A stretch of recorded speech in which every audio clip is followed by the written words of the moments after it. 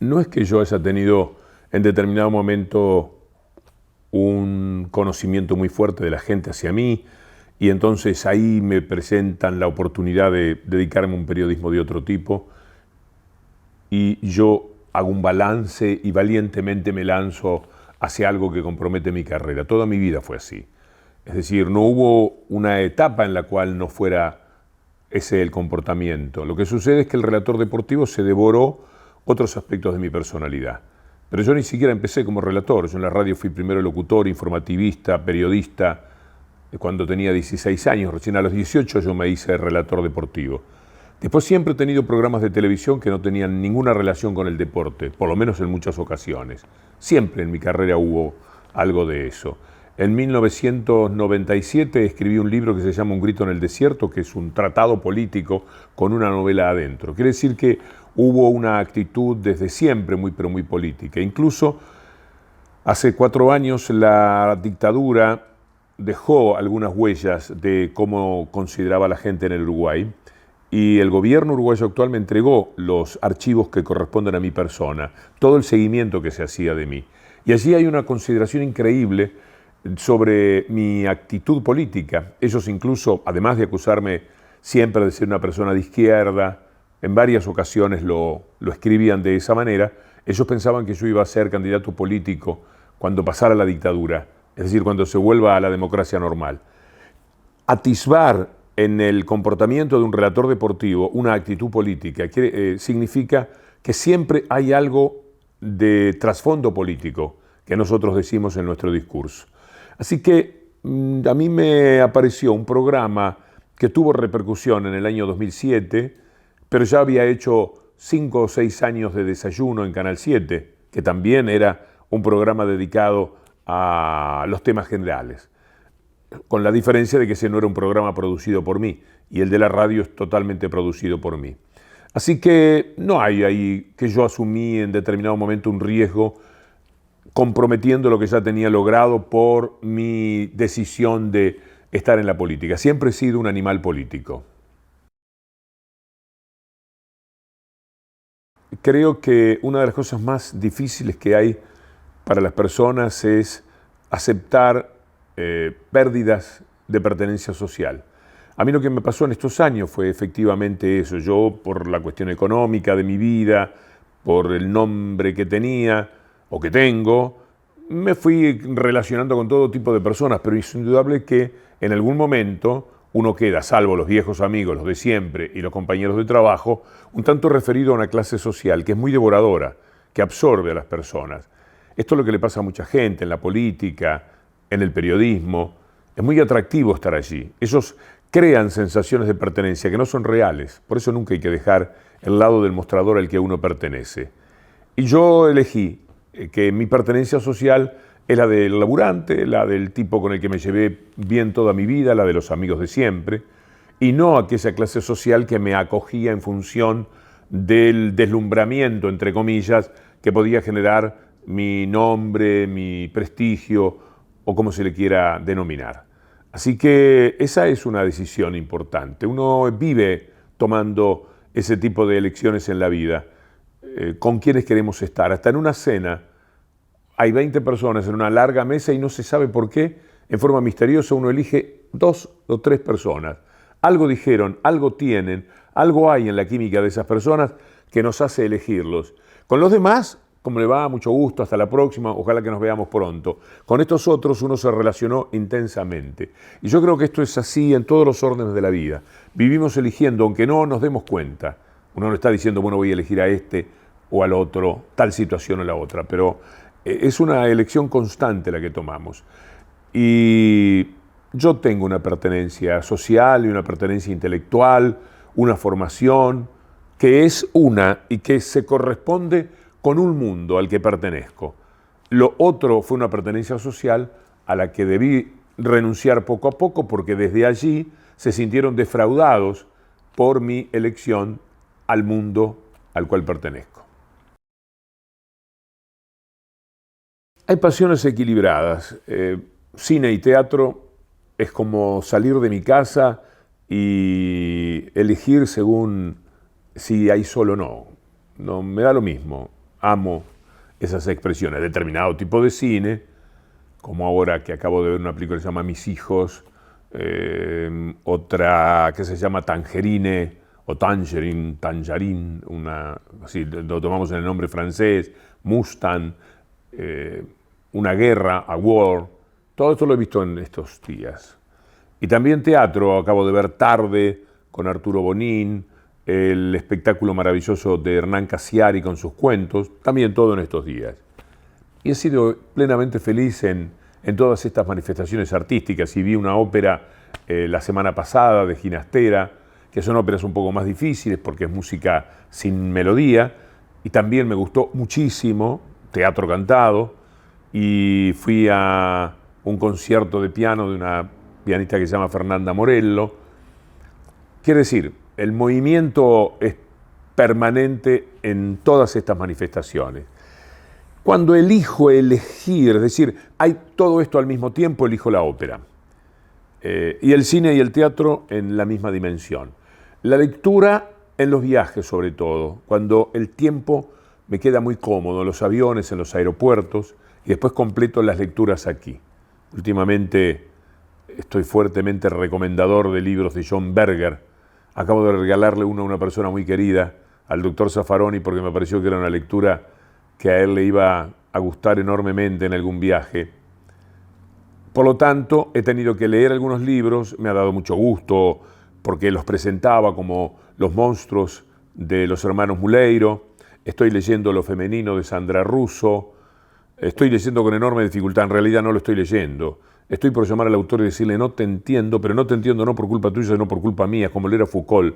Es decir, esos escritores que le obligan a uno a leer 10 veces una frase hasta finalmente pasar eso como si pasáramos un alambrado de púas. Yo los entiendo, pero se llama Pegoraro, un escritor impresionante y un pensador de primera, y quiere que le presente el libro en la feria, entonces me lo da para leerlo y no he arrancado. Es decir, en esa primera lectura dije, bueno, para esto tengo que tener mucho coraje y mucho tiempo. Entonces la vida se hace de un entramado muy fuerte de cosas. Bueno, después está ver algo del deporte. Anoche, del día que estamos grabando la nota, vi el partido de Argentina y Chile. Después me enganché un poco con Perú y Venezuela. O sea, soy una persona que ama el ocio, en realidad. Una persona que ama el tiempo libre, el tiempo para mí. Soy bastante egoísta con el tiempo. Lo protejo muchísimo de aquello que me interesa en términos relativos. De aquello que se corresponde más que nada con mi respeto por la profesión. A mí me piden una nota, yo ya estoy desinteresado de lo que digo. Pero yo siento que me lo está pidiendo un periodista, como yo pedí tantas veces una nota. Entonces jamás declino en la medida de mis posibilidades. Y después está una pasión muy fuerte de los últimos años, sobre todo, de toda la vida, pero a la que le dediqué bastante en los últimos 4 años de mi vida, que es escribir. Escribir es formidable. Apenas descubran que tienen una pequeña facilidad, no hay que ser García Márquez ni Graham Greene. Hay que trabajar, hay que luchar, hay que tratar de buscar caminos. Estoy escribiendo un libro que me da tanta felicidad saber que eso va a estar en manos de alguna persona, porque siento que está bien escrito, que está bien pensado, que tiene profundidad. Es extraño que yo hable así de alguna cosa mía, pero es el entusiasmo que me generan mis horas de trabajo interminables en mi escritorio, luchando con algo, borrando 40 líneas que acabo de escribir diciendo, si no borro todo, voy a perder más tiempo todavía. Y eso también es algo muy conducente hacia cierta forma de felicidad. Escribir tiene mucho más prolijidad para el pensamiento, uno piensa mucho mejor. A veces yo me doy cuenta que uno entra en Honduras, que oralmente en el apuro de las palabras jamás lo podés recorrer. Aún si alguien improvisa bien, jamás improvisa tan bien como se puede escribir. Siempre la escritura lo supera. Jamás el discurso tiene ese orden, esa contundencia y hasta podría decirse esa belleza. Si yo hubiese sabido todo lo que iba a ocurrir, por lo menos lo hubiera pensado 2 veces. Es muy probable que me lanzase al ruedo igualmente. Pero me fue pasando. Yo estaba en un lugar donde veía todos los robos de ese grupo concentrado que se quedó con el fútbol después de aquello de papel prensa, que es una historia tenebrosa. Veía cómo estafaba el fútbol, cómo lo robaba a los clubes y a la gente al mismo tiempo. Me parecía que esto era injusto, todo lo que sucedía, hasta las barras bravas cuando se empezaron a pelear entre ellas, tiene como explicación al grupo dominante, porque ese grupo daba protección a dirigentes que favorecían sus negocios, pero que dentro de los clubes se comportaban con una condición de corruptela atribuida por lo menos por los hinchas y por otra parte del periodismo. Y en la protección que ellos le daban para fortalecer su negocio determinaba que las barras bravas se dieran cuenta que había negocios espurios dentro de los clubes. Y algunos eran favorecidos y los otros quedaban afuera, empezaron a pelearse por eso. La historia de River, por ejemplo, aquella de los quinchos, la que empezó en los quinchos, es muy sintomática. Entonces empecé a denunciarlos. Al principio no me llevaron el apunte. Desde 1992, que empezó la crítica más fuerte, aunque uno puede encontrar comentarios sobre los multimedios y la inconveniencia de los multimedios y lo que significa ya desde el año 87, es decir, cosas que tengo escritas o respuestas que he dado en reportajes. La parte fuerte viene a partir del 92 cuando se quedan con el fútbol. Hasta el 2009 nunca me nombraron, es decir, decidieron ignorarme. Uno puede buscar mi nombre, salvo una crónica en la página de espectáculos de un programa de televisión que yo hacía, casi que no hay menciones de mi persona. Entonces, este era el precio que yo pagaba. Cuando en el año 2009 comienza a discutirse la ley de medios, el hecho de yo haberlo peleado tanto a Clarín hace que sea una voz más interesante, con mejor capacidad de argumentación que otras. Y como voy a tener un peso más específico en esa discusión, empiezan a ocuparse de mí.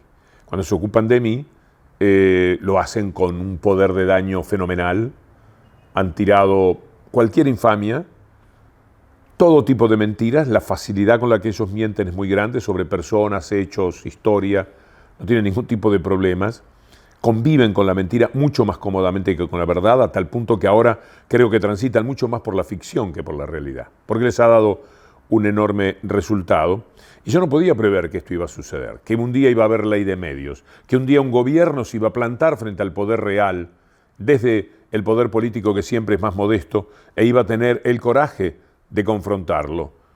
Ese gobierno cautivó mi punto de vista con la pelea por la ley de medios y el fútbol para todos. No cabe ningún tipo de duda que el escenario era completamente distinto. Entre un gobierno que tenía buena relación con el diablo y un gobierno que ahora se paraba y lo enfrentaba, por supuesto que en mi ánimo había cosas distintas. En realidad cambió mucho el gobierno, muchísimo, del momento en el que tenía cordiales relaciones con Clarín al momento en el que, por suerte, como una bendición, aunque las cosas no hayan salido bien, decidió. No sabríamos tanto de la vida, del país, de la sociedad, de la política, del periodismo, como sabemos ahora al cabo de estos 6 años en los cuales tenemos el tema de la ley de medios como un eje de la enorme discusión que se ha dado en el país. Así que yo no sabía que me iba a pasar todo esto. Yo no tenía conciencia del riesgo porque sencillamente no lo había pensado, no había creído que las cosas eran en esos términos tan violentos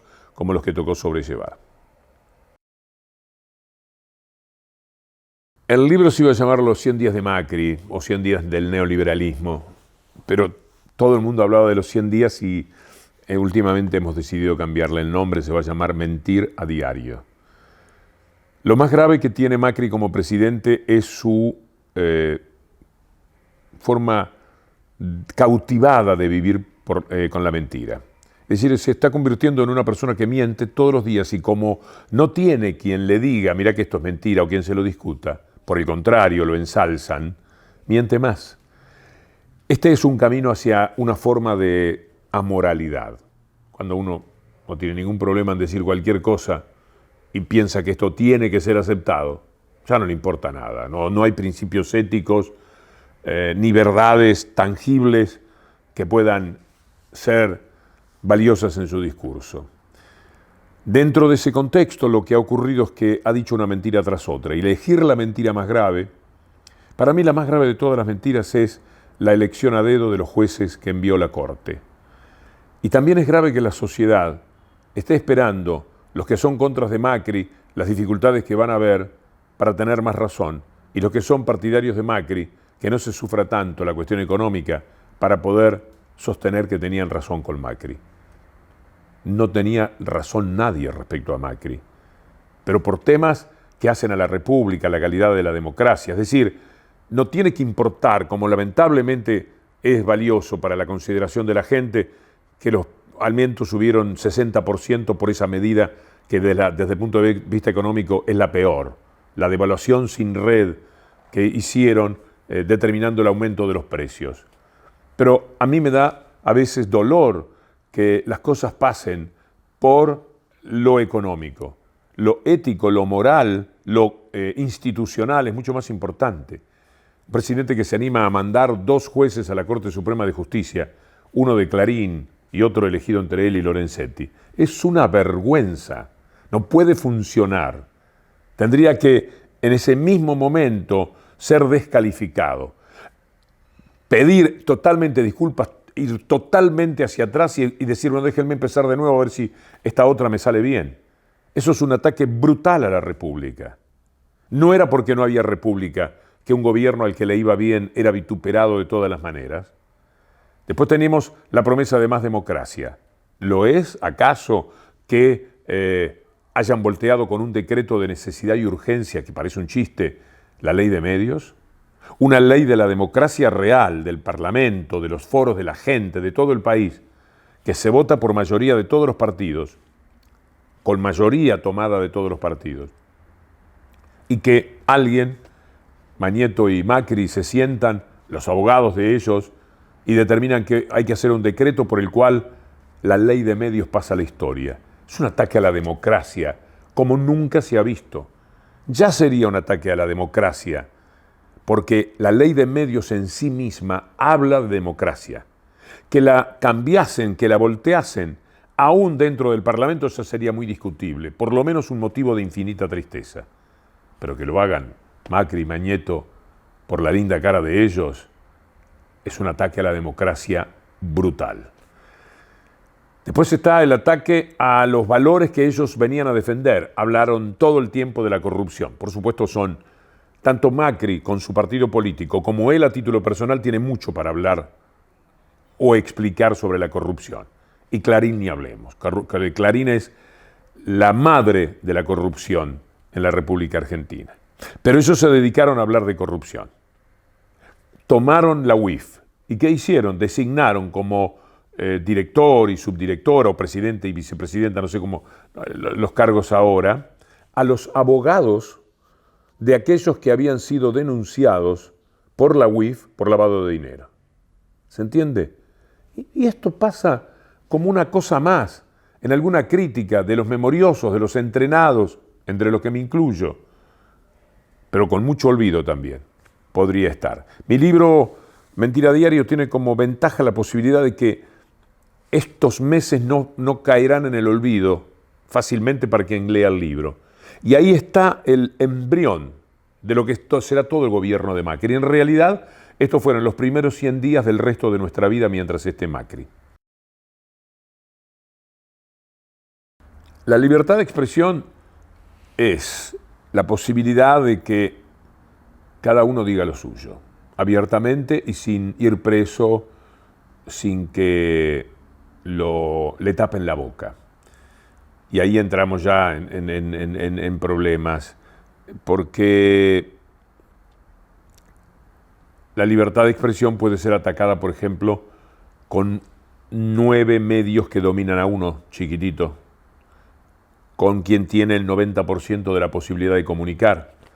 Entonces, este 10% o 5% tiene libertad para decir lo que quiera, pero no tiene llegada. La libertad de expresión está ligada profundamente a la posibilidad de comunicar. Entonces, el ciudadano, por supuesto, tiene libertad de expresión de lo que quiera decir. Puede poner un casillero de cerveza en una plaza y decir lo que quiera, como hacen en Inglaterra. ¿Pero de qué sirve? Lo escuchan 20 que pasan por ahí en ese momento y para colmo piensan que está loco. Entonces, el pueblo se expresa a través de los medios de comunicación. Pero los medios de comunicación no están en manos de nosotros los periodistas, sino en manos de las empresas periodísticas. Y la libertad es para las empresas periodísticas hasta cierto punto, la que se decidan a tomar, porque normalmente hay una cierta dependencia de lo que el Estado determina en lo que llamamos la pauta publicitaria. Por lo tanto, el riesgo que tenemos ahora es tremendo, porque la pauta de la ciudad, de la provincia y del país están manejados por la misma persona, por el mismo partido político. Las empresas periodísticas en estos momentos están de rodillas. Nadie que esté por afuera de la línea editorial de los medios es conveniente. Por eso estoy aquí, por eso Navarro tuvo que levantar algún programa, porque no se acepta por parte de las empresas que alguien comprometa la relación de la empresa con el gobierno. Y ahí tenemos una libertad de expresión que está conculcada. Y no hay libertad de expresión cuando un gobierno toma decisiones como las que con la firma de Lombardi, el del sistema de medios, tomó este gobierno. Terminó con valiosos periodistas de Radio Nacional que tenían un discurso que ellos de antemano sabían que no les iba a gustar. Terminaron con 678, que era un programa que permitía a la caída del día que el que quiere ver Telenoche lo pudiera hacer, pero los que el menor número querían el alivio de ver las mentiras del día pudieran hacerlo a través de ese programa. Lo sacaron. Anunciaron que lo iban a sacar y lo sacaron. Ahí aparece la empresa asociándose al poder político, al poder real, diciendo nosotros lo sacamos al programa. Y el poder político diciendo no fuimos nosotros los que sacamos a 678. Porque una de las cosas más fuertes que hay para mí en este tiempo es el cinismo. La capacidad de hipocresía que han desarrollado es sorprendente. Entonces son capaces de decir, nosotros nos sacamos a 678. A Nisman lo mataron en el baño, un comando iraní venezolano, dijo Clarín que había sido. Y uno dice, pero ¿cómo me decís eso? ¿Por qué me destratás así? ¿Por qué tenés tan mala opinión de mi inteligencia? Y lo hacen muy suelto de cuerpo, lo hacen con esa sonrisa imperturbable y cínica de por sí que ponen algunos de los integrantes del partido del gobierno, empezando por el propio presidente, porque una parte del cinismo importante, muchachos, es que ahora aparecen desde el grupo Clarín algunas voces que de vez en cuando le tiran algo a Macri. Y la gente dice, mirá, lo criticaron a Macri. No les importa. Ahora cambiaron el país. Ahora hicieron con el país lo que quisieron. Dentro de ese país de Mañeto, que gobierne Macri, que gobierne Massa, Urtubey, Lorenzetti o cualquiera que aparezca, a ellos les da lo mismo. El problema es entre un gobierno como el anterior y el poder real. Para el poder real, tener sus representantes en el poder político les es encantador. Por lo tanto, cuidado con creer que hay una libertad que se están tomando cuando hay críticas a Macri. Son unos hipócritas, porque ellos saben que el país es lo que querían. Ahora dentro de eso, tanto da. Entonces, de vez en cuando van a aparecer críticas para Macri. Y si Macri se deteriora mucho, le van a pegar. Y lo van a cambiar en la próxima elección. Van a hacer que el candidato sea Urtubey, por decir uno. Que les gusta, evidentemente. Y a Urtubey les gusta a ellos. Es decir, les gusta el poder establecido. Le encanta. Bueno, ahí estarán dándole continuidad y Macri quedará afuera. Si le salen las cosas más o menos bien, y aunque tenga 1 millón de desocupados, quizás más, consiguen un estado de cosas por el cual misteriosamente el pueblo en general ignora a los desocupados y los vota, seguirán 8 años. Pero al cabo de un tiempo van a aparecer las críticas. No les importa nada. Menem, de la Rúa, no hay inconvenientes. Los problemas son Alfonsín, los Kirchner. Esa gente les da otro tipo de trabajo. Esa gente confronta con las corporaciones. Y esa gente no la quieren. Así que la crítica que lean ahora, cada vez que vean a alguien que de pronto desde el mundo Mañeto ataca a Macri, digan qué cínico que sos. Porque ahora lo está haciendo con siempre el caballo del comisario, que le permite desbocarse un poco respecto a la defensa de los intereses del monstruo neoliberal que ellos crearon para este tiempo. No hay mensaje posible para el que perdió trabajo. No hay mensaje posible para el que tiene miedo de perder trabajo. No hay mensaje posible para el que ya anda buscando trabajo y sabe que en realidad esto rebaja la dignidad del que está trabajando, porque el que está adentro empieza a temer por los muchos que hay afuera. El capitalismo es desocupación. Necesita desocupados para que el trabajo valga menos. Cada vez que ustedes escuchan a estos frívolos de la política decir no tenemos competitividad, de lo que están hablando no es de que no tengamos cabeza. Están hablando que la cabeza y las manos de los argentinos valen demasiado comparada con la de otros países de América Latina o del mundo. Entonces aquí si se ganan 600, 700 dólares, es un problema, tienen que ganar 150 para ser competitivos. La palabra competitividad tiene que ver con que el obrero gane menos. ¿Qué se le puede decir? ¿Cuál es el mensaje para ese tipo de personas? Los que van a las plazas que sigan yendo. Los que democráticamente, cantando, se hacen oír, como ocurrió en las plazas en enero y febrero, como sucedió en la Plaza de Mayo, hasta el día que me habían echado a mí, pero sobre todo cuando transcurrió el 24 de marzo, hay que hacerlo con ese espíritu democrático. No hay que permitirse la mínima violencia porque es lo que ellos quieren. Ellos son tan insensatos que, como dijeron tantas veces, que los que están del otro lado son feos, malos y sucios, quieren un comportamiento. Están sorprendidos. Los feos, malos y sucios solamente cantan. Le ponen alegría a la tristeza. Le ponen una sonrisa a la pretendida humillación que el gobierno les lanza. Por eso hasta el Papa eligió no quererlos. El Papa no los quiere. Y están muy sorprendidos porque el Papa ellos sentían que era de ellos. Todos pensamos que el Papa iba a ser un hombre que desde el Vaticano jugara hacia la derecha de la Argentina. Sus antecedentes, en tanto Bergoglio, nos informaban de eso. Se dio un baño maravilloso de la doctrina cristiana, miró el mundo desde la cima y se dio cuenta que esto es una salvajada, que es muy injusto, que 62 personas tengan lo que 3.500 millones, que el 1% tenga el 1% lo que el 99% reunido tiene. Entonces dijo, esto es capitalismo, esto es un daño muy grande. Un gobierno que representa el capitalismo más salvaje no le podía caer bien. Y ahí están, insultándole al Papa, viendo cómo recomponen la situación, tratando de institucionalmente no ir contra el Papa. Pero por ahora tienen al gobierno de los Estados Unidos y no tienen al Papa. Esto los perfila, esto marca quiénes son. Hay que tener paciencia, si algún mensaje se puede dar, mucha, y seguir en esto.